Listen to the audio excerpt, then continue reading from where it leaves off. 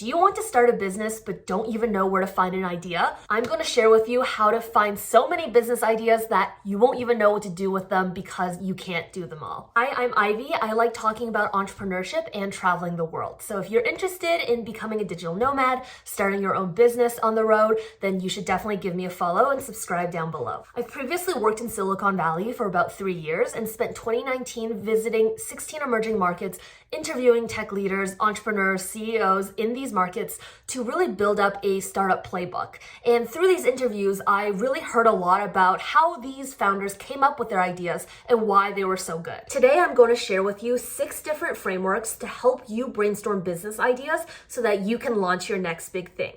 The first one that we'll start with is IKIGAI. IKIGAI is a Japanese concept meaning a reason for being. It truly starts with yourself when you want to build a business. Ideally, you build a business in something that you are passionate about and you can spend a lot of time doing.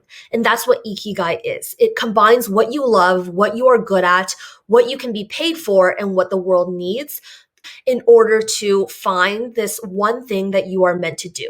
And of course, there are multiple interests that you can have, and you can have a lot of different passions and create a lot of different businesses around them. I'm starting with Ikigai because in today's passion and creator economy, anyone can build a business just around what they love. If you love gaming, you should go build an audience on Twitch. If you love beauty, share your products and your reviews on YouTube. I'm not saying it's going to be easy to grow a channel and an audience or a following, but if you are going to go down that path, then you need to treat yourself like a business. There are so many examples of people succeeding in the passion economy doing exactly what they love. For example, take Jack Butcher. He started off by building an audience of over 300,000 followers across all social media channels based on sharing visualizations of really key concepts. Once everyone resonated with these concepts, he's created a course to teach others how to create these really simplified graphics. And now he's making over 1 million a year. Or take my friend Helen, who just started Inoki Bathhouse this year in 2021. She is really passionate about taking baths. Looking at the market, she didn't like a lot of the bath bombs that were available. So she created a tea-based bath product where you're basically seeping yourself in a giant tea bag in the bath. It just took one video for her to go viral on TikTok, and just with that, she had 2,000 people ready to buy her product on her waitlist before she even found a manufacturer, and she was still operating out of her home, and she didn't even have a legit website yet. And of course, there's one of my favorite newsletters, the Not Boring newsletter. Packy McCormick recently just shared his 1-year anniversary article, meaning that he's only been in business for a year. He started his newsletter on Substack, which is totally free, and started writing in-depth analysis of different companies as well as startups. He consistently wrote 2 articles per week and then attracted a lot of sponsorships and also started an angel syndicate, which opened doors for him to invest in so many of the businesses that he was writing about. Now through Not Boring, Packy actually makes more than his previous executive role at a startup. Now it's true that they might have gotten lucky because they had probably a lot of help on the way. There were people that discovered their products or their newsletters and ended up sharing them. However, if you show up consistently, good things are bound to happen once in a while. Now that I've convinced you to hopefully go and pursue one of your passions or start a business in an area where you truly love and want to spend a lot of time in, how do you stand out? Say that you're interested in fitness. There are tons and millions and billions probably of fitness products out there, fitness coaches, platforms, things that help people stay fit. How would you stand out in that market? And the answer is through framework number 2, niching down. We all experience different types of problems. For example, in the fitness space, a mom that is busy and working and doesn't have a lot of time to work out, who wants to lose weight after pregnancy, is going to need a very different product than a teen athlete, a teen varsity athlete who's looking to stay fit during off season. You can actually not just niche down on customers, but niche down on the types of exercises such as cardio or Pilates or HIIT workouts or no equipment at home workouts or in the gym workouts. These are all different ways that will target a more and more niche customer who will actually be more inclined to pay more for that specific solution for them. Don't believe me? Let's take a mouse, for example. You can either buy an $8 Amazon mouse or you can buy a $200 ergonomic or gamer mouse. And there are people that purchase both. This is how you can find the niche in a big market. You can start with a general industry that you're passionate about, like fitness, and then think about who are you going to be building for? Who is your audience? So in this case, it can be for teens. And then what kind of teens? Because there are so many different teens out there, just like there are totally different millennials, totally different elderly people. Everyone can have different interests as well as different fitness styles, fitness abilities. So fitness for teens who are varsity athletes. And then you can think about what they want. Do they want to stay fit? Do they want to get more athletic, more bulking?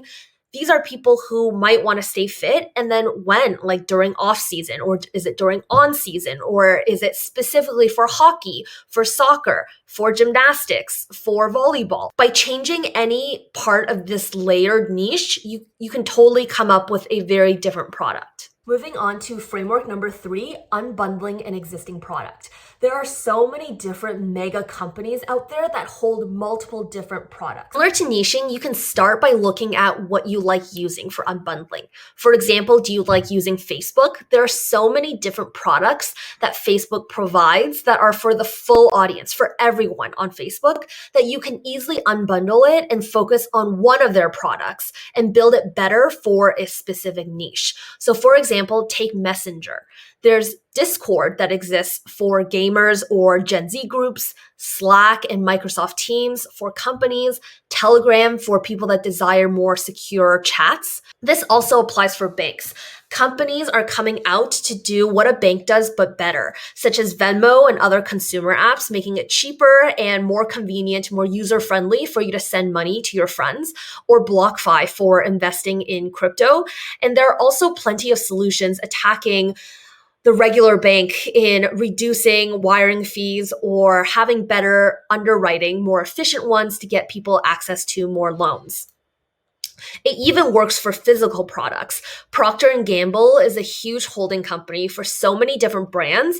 You can easily create a product that does detergent, say better, that is full of natural products, or a plastic-free deodorant, or a face wipe for sensitive skin, for makeup removal. These are all different ways that you can start innovating today on companies that already exist that hold so many different brands, but for everyone. Now that we've been through half of the frameworks that I'm about to cover, let me know which one stands out most to you. Framework number 4 is inflection points.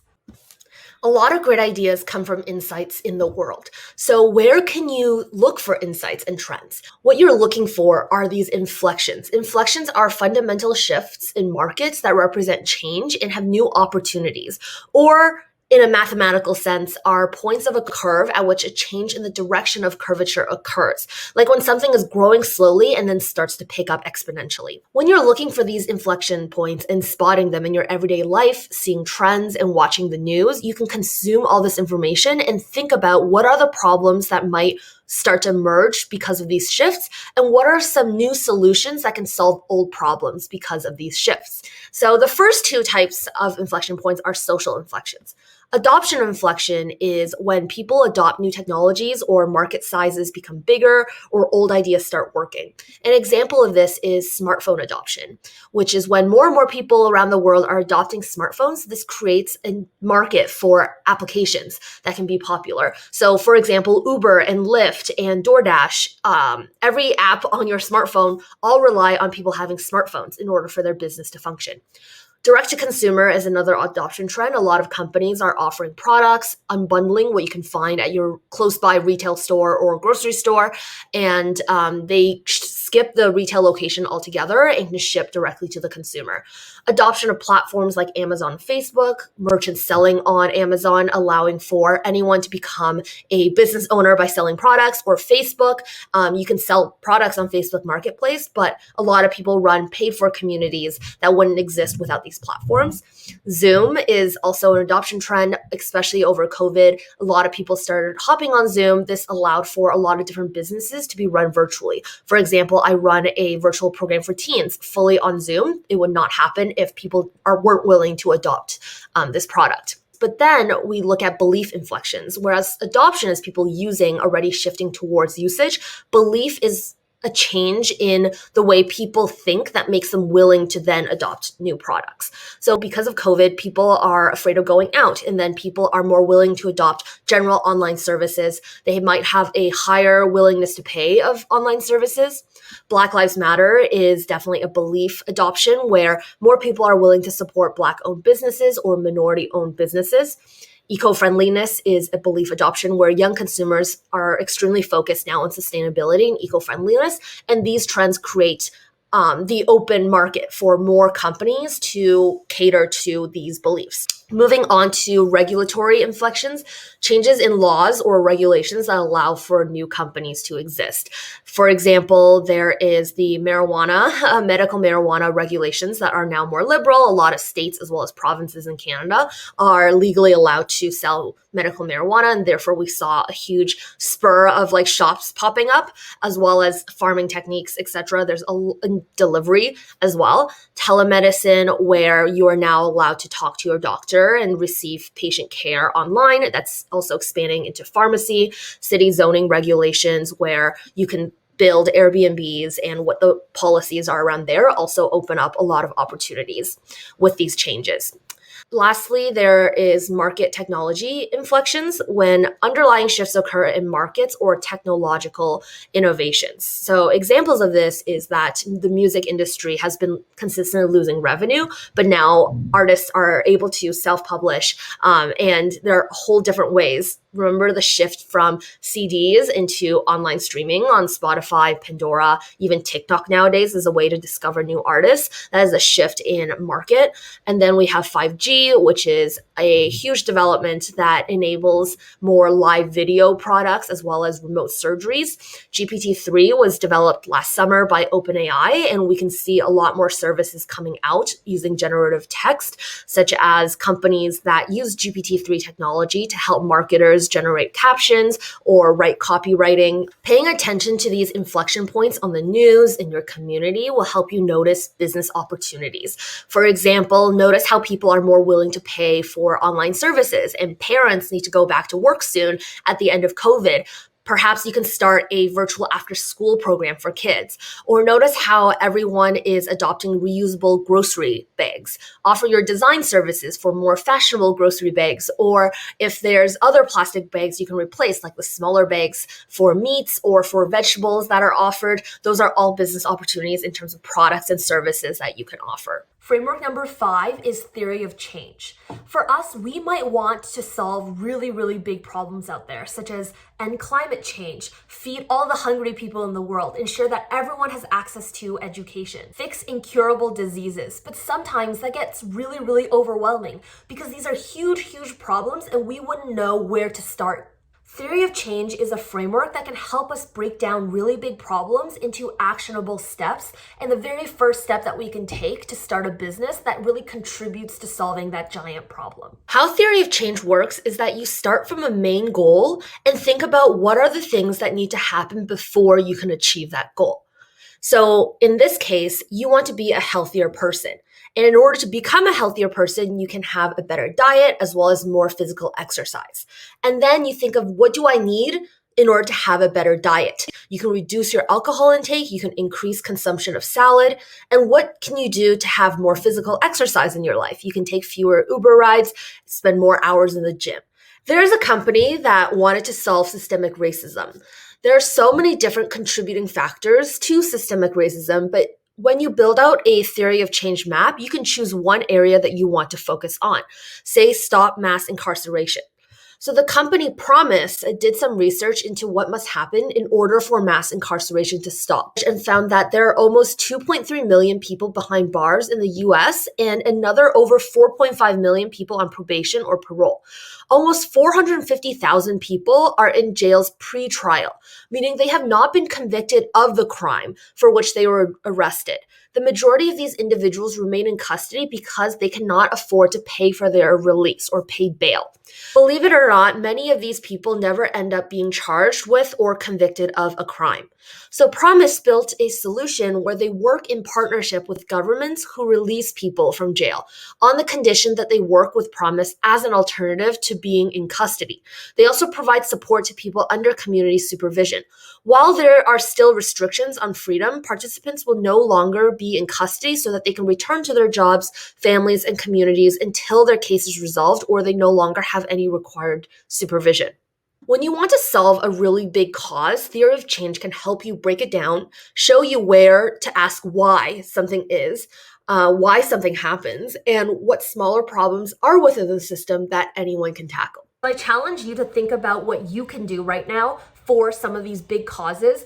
Sit down, use theory of change, break it down into what must happen in order for, to end world hunger, to cure incurable diseases, what must happen, and then all the way down to an actual step that you can take and that you can start a business on. Moving on to the final framework, framework 6, all you have to do is within a week, keep track of all the problems that you are personally experiencing or the people around you are experiencing. A good business idea solves a real need for someone out there. And so the best way to do that is sometimes you don't even notice all the times you're like, man, I wish this would happen, or man, I wish that there was a solution for this, or I hate it when this happens. Then those are really, really good pain points that you can think about solving. So I made a list of all the different struggles that I had earlier today, and here's the list. This morning I ran out of toothbrush heads, and I thought, wow, what if there was a toiletry subscription service that can just deliver toothbrush heads? Because each toothbrush head should only be used for a month or maybe 2 months, I'm not really sure. Then if they should know when they can deliver me my next toothbrush head. Same with soap or shampoo and conditioner. Another thing that happened today that I really hated was that I couldn't stop myself from eating a popsicle when I'm supposed to be on a diet because I'm going to Hawaii very soon. Last problem I just experienced is that my Google Calendar is not color synced for the different activities. And especially as a person that does multiple different projects such as YouTube, podcast, I run a business, I take a public speaking course. There are so many different events and things on my calendar, and I am not a very organized person, so I don't really color code or sort it. And this is a problem I'm sure many different people experience. And some solutions for that could be hiring a virtual assistant. That could be a business. Maybe I can start a company that just has a bunch of virtual assistants to send out to help organize inboxes as well as tidy up Google Calendars. You have to train yourself to be on the lookout for these problems and then just force yourself to think of a solution. And then in a while, you actually might come up with a pretty solid solution that you think you would need, and then start building it for yourself. There are actually a lot of other ways to come up with business ideas, just different ways to train your thinking so that you become really on the hunt for different problems and recognize different opportunities. So if you're looking for more of those, make sure you download the guide that I have for global founders. Not only do we go through 30 different business ideas that I have brainstormed using different frameworks, such as the ones that I showed you today, in there we also describe 4 different frameworks to help you come up with your own business ideas. I also have 5 different businesses that even teens can build. In fact, teens did build as a video that you can check out. If you found this video useful and you want to see more content, make sure you subscribe and give this video a like. See you guys next week.